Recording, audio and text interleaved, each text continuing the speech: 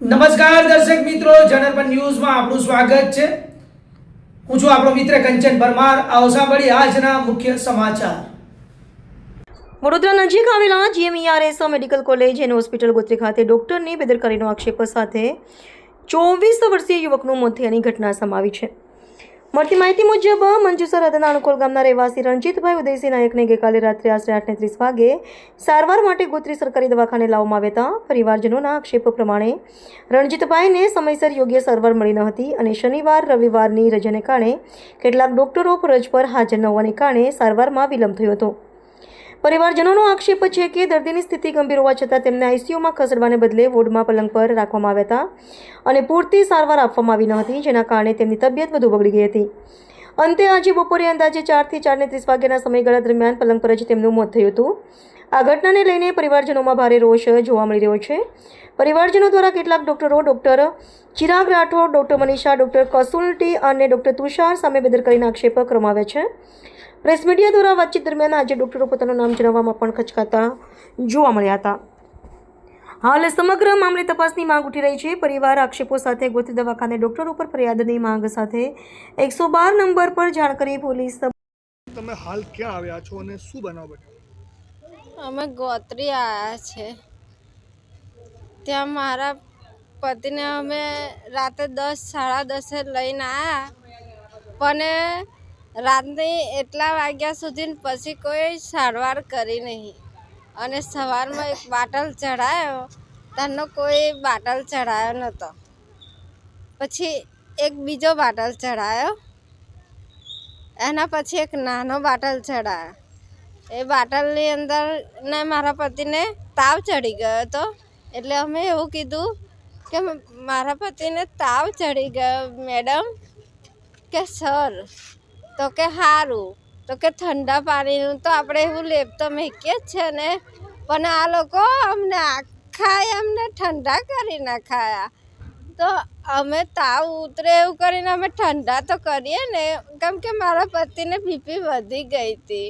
તમારા પતિને જ્યારે ગોત્રી લાવ્યા હતા તાત્કાલિક માટે, એમને થયું હતું શું એ ટાઈમે એ મારા ઘરે, કેમ કે મારા પિયરમાં અમે ગયા હતા, ત્યાં ખાલી એમ નોર્મલ જેવા ચક્કર આવ્યા હતા, ત્યાં ખાલી પડી ગયા હતા, તો વાતો બી કરતા હતા।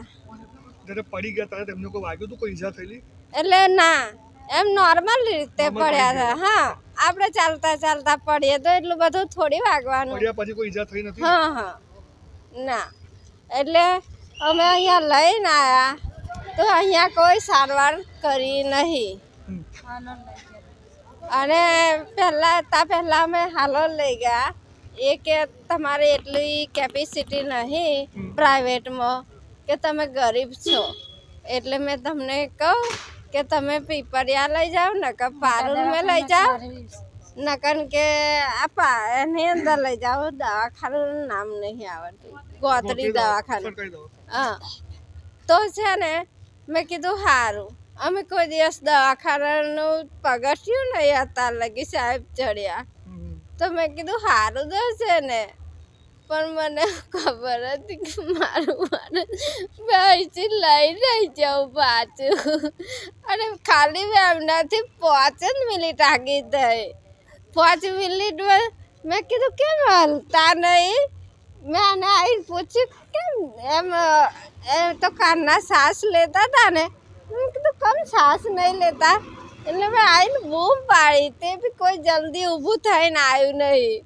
એ તો બધું હોવા કરી રાખ્યો ને બધા મારા ઘરના આવ્યા ને, ત્યાં બધી બધા આવીને ગયું, અને મારા છોકરો તો બહુ નાનો છે, અને એનું પપ્પા નહીં રહેતો, અમારે કઈથી લાવવા એના પપ્પા, કોઈ નહીં સારો।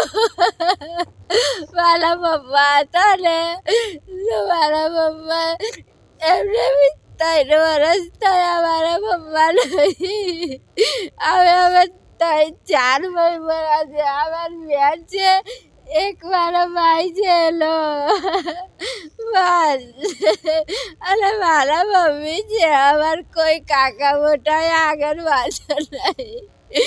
આ મારું કરું, અને આ એમાં નણંદ છે, આ વિધવા છે એમના બી તમારો બધાનો સહારો એક જ વ્યક્તિ હતો. એક જ હતો શું નામ હતું એ ભાઈનું નામ શું? રંજીત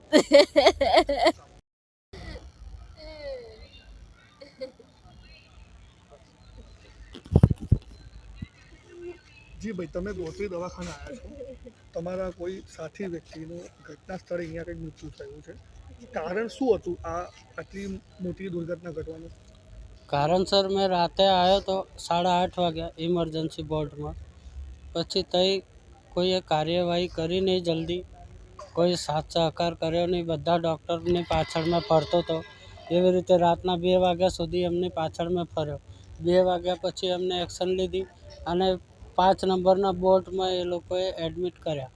એક ડૉક્ટરે એવું કીધું કે આઈસીયુની જરૂર છે પણ બેડ ખાલી નથી, એટલે અત્યારે અમે તમને ઉપર 5 નંબરમાં બોર્ડમાં શિફ્ટ કરીએ છીએ. સવારમાં અમે એક્શન લઈ લેશું.